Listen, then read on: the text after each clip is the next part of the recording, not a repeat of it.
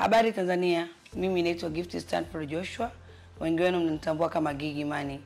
Mimi ni mama pia ni msanii wa Tanzania. Na hapa nilipo ni hospitali kuu ya taifa Muhimbili. Kwanza naomba nitoe shukrani zangu, special thanks to this hospital jamani. Kwa nilivyokuwa nikisikia kuhusu Muhimbili na nilipopokelewa, ninavyojisikia nimepona cause I came here. Nimekuja hapa nikiwa mgonjwa sana, mahututi sana. Na nimehudumiwa tofauti sana na akili yangu ilivyokuwa inaniambia. Na pia nilipata mshtuko mkali, nakumbuka I was running, lakini Muhimbili ni watu ambao watu wako ndani ya Muhimbili. Na binadamu kama mimi na wewe ndio wako ndani ya Muhimbili, wana utu, wana hekima na wana busara pia. Kwa kwenye ugonjwa kuna taharuki nyingi zikatokea, lakini wao waliweza kunifuata tena hadi nyumbani na kunirudisha tena hospitali. So thank you so much. Sijui ningekuwa na hali gani sasa hivi.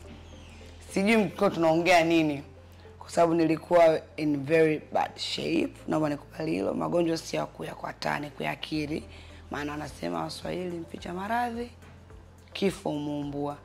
Kwa nilihisi kama siko sehemu salama, nilihisi kama privacy zangu.